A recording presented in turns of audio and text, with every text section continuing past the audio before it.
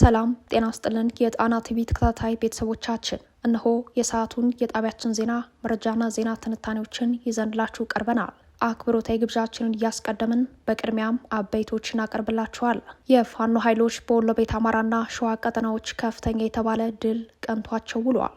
በወሎ ቤት አማራ ከሁለት ወረዳዎች የተውጣጡ ጠንካራ ተዋጊዎች በግዳጅ ጉዞ ላይ ያሉ በሶስት ወታደራዊ ተሽከርካሪዎች ላይ ጥቃት ሲከፈትባቸው በሸዋ የልዩ ኃይሉን አዋጊ ኮማንደር ጨምሮ በርካታ የአገዛዙ ጥምር ጦር አባላት ሙትና ቁስለኛ የሆኑበት ውጊያ ተካሂዷል። ዝርዝር የግንባር መረጃው ተሰናድተዋል። መዋቅራዊ ጥቃቶች ተጠናክረው የቀጠሉባት የኢትዮጵያ ኦርቶዶክስ ተዋሕዶ ዛሬም በአርሲ 11 ምዕመኖቿ መገደላቸው ተሰምተዋል። ግድያውን በጽኑ ከማውገዝ ባሻገር አምርሮ መታገል እንደሚገባም ጥሪ ቀርበዋል። በሌላ በኩል በምዕራብ ሐረርጌ ሰዎች በጥይት ተደብድበው በመገደል ላይ ናቸው ተብሏል። በጉዳዩ ላይ ዝርዝር መረጃ ይዘናል። በጎንደር 3 ሳምንት ሲካሄድ የሰነበተው ውጊያ በፋኖ ኃይሎች ወታደራዊ በላይነት በዛሬው ዕለት ፍጻሜውን ማግኘቱን የተመለከተ የግንባር መረጃ ከዚያው ከትግሉ ሜዳ ይዘናል። ላለፉት 25 ተከታታይ ቀናት ከ500 እስከ 600 የሚደርስ የብልጽግና ሰራዊት በልዩ ሁኔታ የዘመተበትን ይህንን የውጊያ ዘመቻና አገዛዙ ከዘመቻው በሽንፈት የወጣበትን የአውደ ውጊያ መሰንበቻ በዝርዝር ቃኝተነዋል። የትራምፕ አስተዳደር ኤርትራ፣ ሶማሊያና ሱዳንን ጨምሮ የ19 ሀገራት ዜጎችን የመኖሪያና የስራ ፍቃድ ሊመረምር ነው። በተመሳሳይ ከሁሉም የሶስተኛው ዓለም ሀገራት ስደተኞች ወደ አሜሪካ እንዳይገቡ የሚያደርግ ዘላቂ እገዳ ለመጣል እቅድ እንዳለውም ተሰምተዋል። በአንጻሩ የሐማስ ደጋፊ የሆኑ የእስያና የመካከለኛው ምስራቅ ተማሪዎችን ቪዛ ፈቅዶ በሀገሩ በትምህርት እንዲቀጥሉ አድርጓል። ይህም ሌላኛው መረጃችን ነው። እነዚህንና ሌሎችን ይዘናል። ወደ ዝርዝር መረጃዎቹ እናመራለን። የፋኖ ኃይሎች በወሎ ቤት አማራና ሸዋ ቀጠናዎች ድል ቀንቷቸው ውለዋል። አፋብሃ ምኒልክ ዕዝ የደጋው መብረቅ ኮር በአገዛዙ ሰራዊት ላይ ከባድ ጥቃት መፈጸሙን በግንባር መረጃው ላይ ይፋ አድርጓል። ጥቃቱ በሁለት ወረዳ ጠንካራ ተዋጊዎች ላይ የተፈጸመ መሆኑንም በመረጃው ላይ አመላክተዋል። የደጋው መብረቅ ኮር ጽናት ክፍለ ጦር ቅስፈታዊ ጥቃት ሲል የጠራውን ጥቃት ያደረሰው ዛሬ ህዳር 19 ቀን ተንታ መገንጠያ ተሪ ላይ ነው።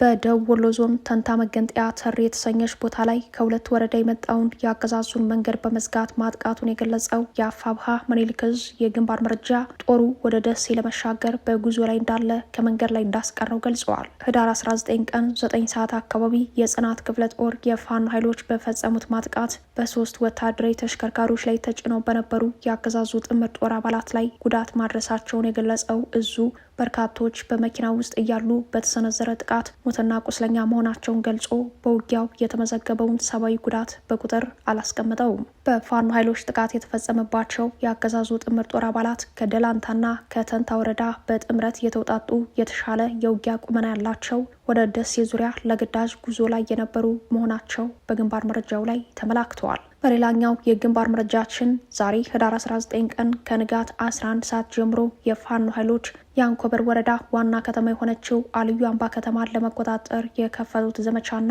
የዘመቻውን ውጤት አመሻሹን ይፋ አድርገዋል። አፋር ሸዋ ጠቅላይ ግዛት እዝ መሐመድ ቢሆነኝ ኮር ጣይቱ ክፍለ ጦርና ወንዱ አስቻለው ደሴ ክፍለ ጦር በተውጣጡ ሻለቆች በተመራው በዚህ ውጊያ አልዩ አምባ ከተማን ተቆጣጥሮ የዋለ ሲሆን በተለይም በአንኮበርና አልዩ አምባ ከተማ መካከል የምትገኝ ልዩ ቦታው ጥዳምባ የሚባል ቦታ ላይ ለገዛ የመጣ የአገዛዙ ኮማንዶ አንድ አይሲዚ ሙሉ መደምሰሱን ይፋ አድርጓል። በተጨማሪም በአልዩ አምባ ከተማ በተደረገው ፍልሚያ የአርማ ብተና አዛዥ የሆነው ኮማንደር አማራ የተባለ የአገዛዙ ቀኝ እጅ በውጊያ መሀል ተመቶ ከባድ ቁስለኛ ሆኖ ወደ ደብረ ብርሃን ከተማ ለከፍተኛ ሕክምና መወሰዱን ገልጸዋል። በተጨማሪም በዚህ ውጊያ አንድ የአርማ ብተና የሻምበል አመራር መግደሉን ያስታወቀው አፋር ሸዋ ጠቅላይ ግዛት እዝ የአርማ ብተና ተመራጭ የሆኑ የቡድን መሳሪያ ተኳሾች እርምጃ እንደተወሰደባቸው በግንባር መረጃው ላይ አመላክተዋል። ጥዳምባ የምትባል ቦታ ላይ አንድ አይሲዚ ሙሉ ከተደመሰሰው ውጪ በተጨማሪም በልዩ አምባ ከተማ በነበረው ፍልሚያ ከአገዛዙ በኩል በውስጥ በደረሰን መረጃ መሰረት 13 የአገዛዙ ጥምር ጦር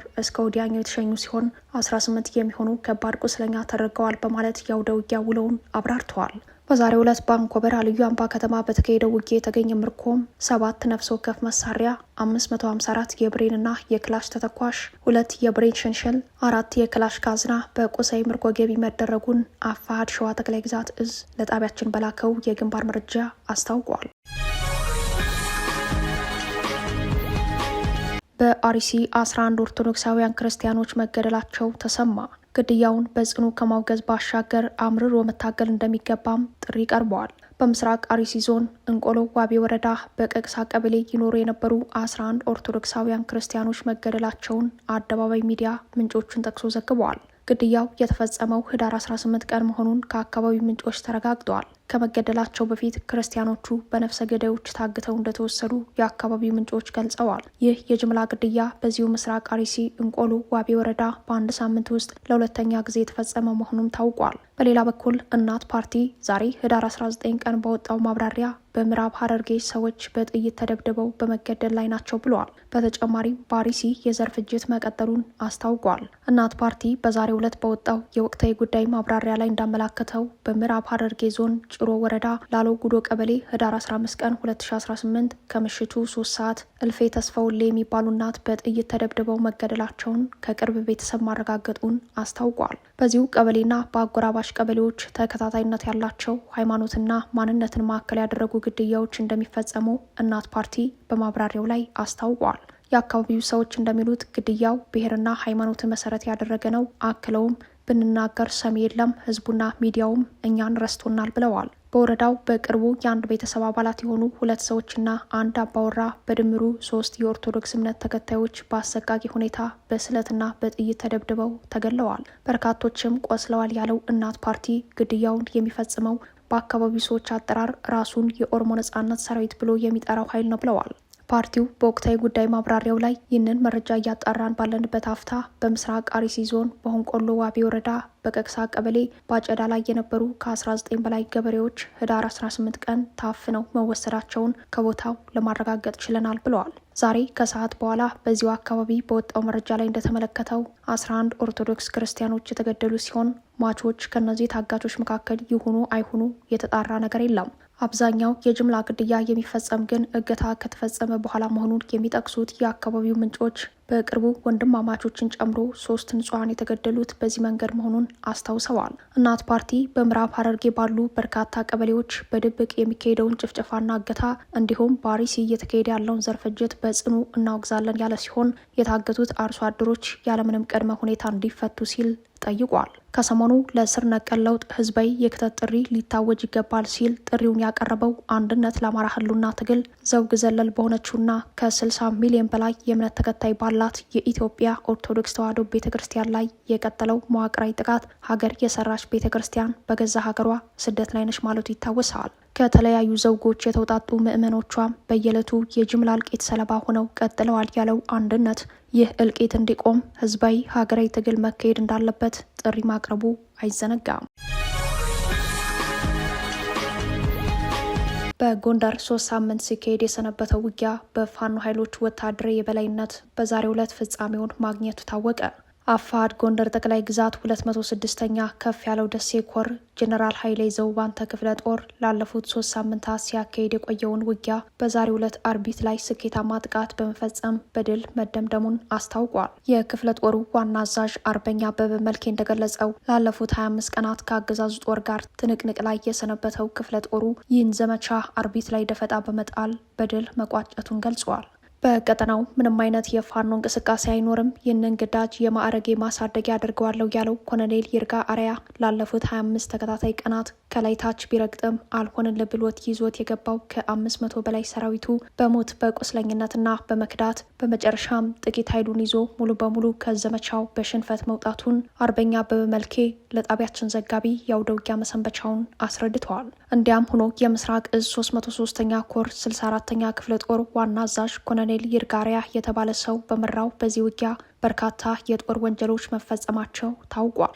በተለይም የማህበረሰብ አገልግሎት መስጫ ተቋማትን የመዝረፍና የማውደም የበቀል እርምጃ መውሰዱን፣ የንጹሐንን አርሶ አደሮችን ትጥቅ ቤት ለቤት በመዞር ማስወረዱን፣ አስገድዶ መድፈር፣ ድብደባና እንግልት በንጹሐን አርሶ አደሮች ላይ መፈጸሙ ታውቋል። ማህበረሰብን እንደ ማህበረሰብ የማዋረድና ክብረ ነክ የሆኑ ከባህል ከሴት ያፈነገጡ ስራዎችን ሲሰራ የሰነበተው የምስራቅ እዝ 303ኛ ኮር 64ኛ ክፍለ ጦር በርካታ ኃይሉን አጥቶ በ25ኛ ቀኑ ከውጊያ ቀጠናዎች በሽንፈት አፈግፍጎ እንደወጣ አርበኛ አበበ መልኬ በሚከተለው መልኩ አስረድተዋል።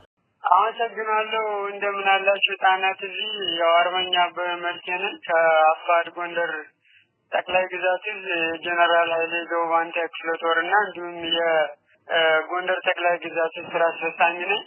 እንግዲህ በነበረው 25 ቀናት ውስጥ ከፍተኛ ትንቅንቅ ወደ 600 ኃይል ይዞ የመጣው ኮሎኔል ይርጋሪያ የተባለው ግለሰብ ነው። እንግዲህ ከዚህ በፊትም ሲዘገብ እንደነበረው ከአዲስ ዘመን ከብናት እንዲሁም ደግሞ ከደብረ ታቦርና አጠቃላይ በጋይንት ዙሪያ ያውጣጣውን ኃይል ይዞ ነው የመጣው። በስማዳ ቀጠና አጠቃላይ በሰዴ ሙጃና በስማዳ ቀጠና እንግዲህ ኃይል እስከ ጆጋ በረሃ ድረስ አጠቃላይ በሽሎን የሚያካልል የሳይንትን የጎጃምን እንደገና የሸዋን በሚያጠቃልል ቀጠናዎች ጆጋ የሚባል ልዩ ታሪካዊ ቦታ የአራቱም መገናኛ ጠቅላይ ግዛቶች ላይ ነበር የነበረው ክፍለ ጦሩ። እንግዲህ ታርጌት አድርጎ ሲንቀሳቀስ ነበር። የግለሰብ በቀጥታ የሚመራው ወርዶ የሻለቃ መሪዎችና የብርጌድ መሪዎችን ተግባር ይዞ እሱ ክፍለ ጦር መሪ ሆኖ እያለ ወርዶ ነው ከኛ ጋር እንግዲህ ሲዋጋ የሰነበተው። ኃይላችን ወይም ክፍለ ጦሩ መጥቷል። ያው እሱ እንደጠበቀው አይደለም። ጸረ ሽምቅና ሽምቅን በአግባቡ የተማረ ክፍለ ጦር በመሆኑ በአነስተኛ የሚገርመው በ5 ወንድሞችን ወይም 5 ፋኖችን ለ150 ኃይልን ነው የተዋጉት። በዚህ ሞትና ቁስለኛ ነው የሆነበት። ተደጋጋሚ በአነስተኛ ሸማቂ በ3ም በ9ም በ20ም በ30ም ነው የሚዋጋ። በሞከራቸው ውጊያዎች ውስጥ ሙሉ ኃይላችንን አይደለም ያስተለፍ ነው። ሙትና ቁስለኛ ተደጋጋሚ አፈናዎችን አድርጓል። በእጅ አዙርና ቦታዎችን በመሰወር አፈና የመጡትን ጭምር እየተደመሰሰ ነው ሄደው። ያው በዛሬው ዕለት አርቢት ላይ ወደ ማፈግፈግ ለሊት እየተጠጋን ስንመጣ አጠቃላይ ጦራችንን ወደ ኋላ ስበን ገበሬው ባቀረበው ጥያቄ መሰረት ያጨደ የመኸር ወቅት በመሆኑ እንደገና ከቦታችን ወጥተን ከበረሃ ዳግም ከበባ ልናደርግ ሲል ወደ ኋላ ነው ያፈገፈገው። በዛሬው ዕለት ማለት ነው። አርቢት ላይ ጧት ሲወጣ ደፈጣ በመጣል ከፍተኛ ውጊያ ከ12 ሰዓት እስከ 1 ሰዓት ተኩል በሚቆይ ውጊያ ነው ሲደረግ ያረፈደው ሰራዊታችን። ከዛም በኋላ አንድ እግር በመሬት በማድረግ አፈግፍጎ ተጨማሪ መኪናዎችን በማስመጣት ያው ስማዳ ወረዳ እንዲገባ ሆኗል ማለት ነው። እና ይሄ ነው ያለው ነገር።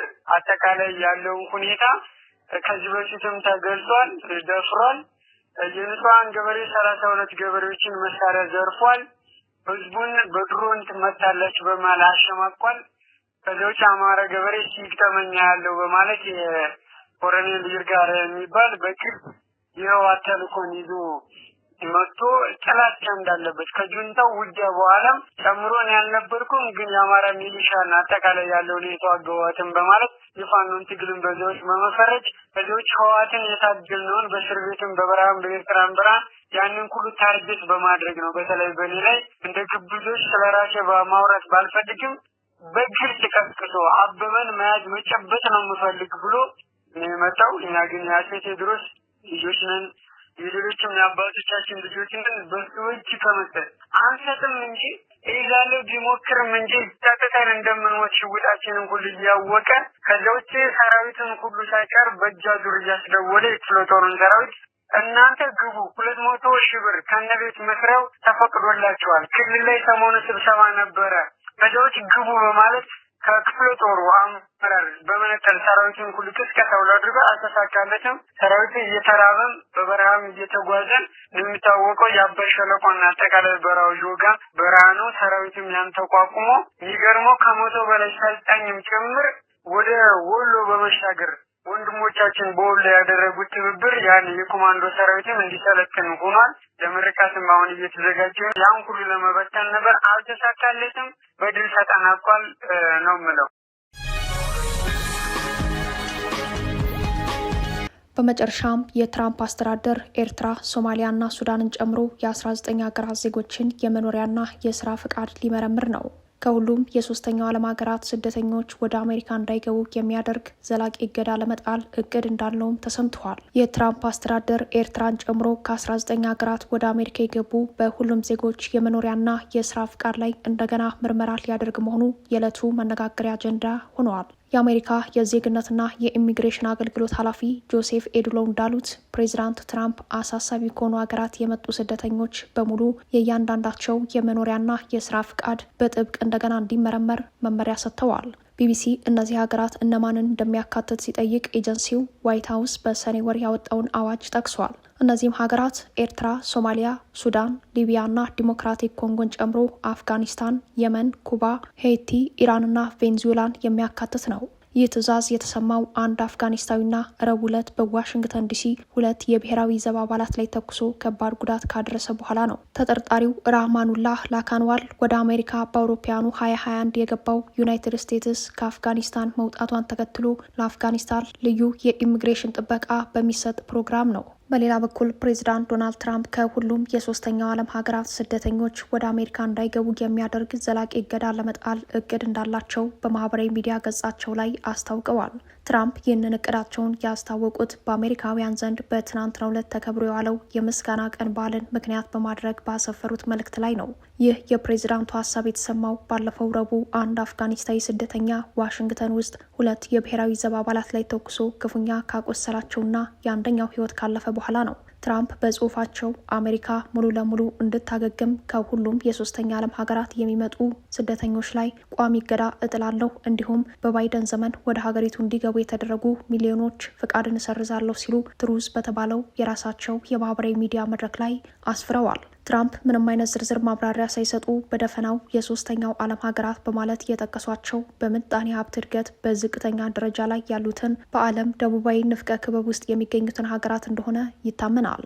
ተመራጩ የአሜሪካ ፕሬዚዳንት ዶናልድ ትራምፕ በነጩ ቤት 2ኛ ዙር የስልጣን ቆይታቸው ከስደተኞች ጋር በተያያዘ ጠንካራ የሚባሉ እርምጃዎችን መውሰዳቸውን ቀጥለዋል። ከስደተኞች የመኖሪያ ፍቃድና የስራ ፍቃድ ክልከላ ጀምሮ በድንበሮች ላይ የሚሰማሩ የብሔራዊ ዘብ ሰራዊቶችን ቁጥር በመጨመርና ባይደን ስደተኞች በህጋዊ መንገድ እንዲገቡ አስጀምረውት የነበረውን ማዕቀፍ መሰረዝ የደረሰው የፕሬዚዳንቱ ውሳኔ የአሜሪካን ደህንነት የመጠበቅ የስራ አጥ ቁጥሩን ወደ 3 ከመቶ የማውረድ ግብ እንዳለው ደጋግመው ሲናገሩ ተሰምተዋል። የአሜሪካ የሀገር ውስጥ ደህንነት እስከ 2023 መጨረሻ ድረስ አጠቃላይ የሀገሪቱን የህዝብ ቁጥር 3.3 በመቶ የሚሸፍኑ 11.7 ሚሊዮን ህገወጥ ስደተኞች እንደሚገኙ ይፋዊ መረጃዎች ያሳያሉ። ኒውዮርክ፣ ቺካጎና ዴንቨርን የመሳሰሉ ከተሞች ለስደተኞች የቤት የምግብና የሕክምና ወጪዎችን ለመሸፈን በአመት በቢሊዮን ዶላር የሚቆጠር ገንዘብ ወጪ እንደሚያደርጉ ተዘግበዋል። የኢሚግሬሽንና ዜግነት አገልግሎት ተቋማት ከህገወጥ ስደተኞች ጋር በተያያዘ ምንም አይነት የወንጀል ሪከርድ የሌለባቸውን ጨምሮ ሌሎች ስደተኞችን ከሀገር ማስወጣት የሚችሉበትን መመሪያ ከማውጣት ጀምሮ በስደተኞች ላይ ጭካኔያቸውን በማሳየት ላይ የሚገኙት ትራምፕ ሐማስን የሚደግፉ ዓለም አቀፍ ተማሪዎች የትምህርት ቪዛቸው ተሰርዞ ከሀገር እንዲወጡ ያደርጋሉ ቢባልም ይህንን ሳያደርጉ ቆይተዋል። ክቡራትና ክቡራን ቤተሰቦቻችን ለሰዓቱ የተሰናዱት መረጃዎቻችን የተከታተሏቸውን ይመስሉ ነበር። አብራችሁን ስለቆያችሁ ልባዊ ምስጋናችን ይድረሳችሁ እያልን የጣና ቲቪ ወቅታዊ ዜናዎች፣ ትንታኔዎችና ልዩ ልዩ ፕሮግራሞች እንዲደርሷችሁ ቻናላችን ሰብስክራይብ በማድረግ ቤተሰብ ይሁኑ። በተሳትፎ የትግል ሚዲያው እንዲያጠናክሩ ጥሪያችን እናቀርባለን። ጣና ቲቪ ከሀቅ ጋር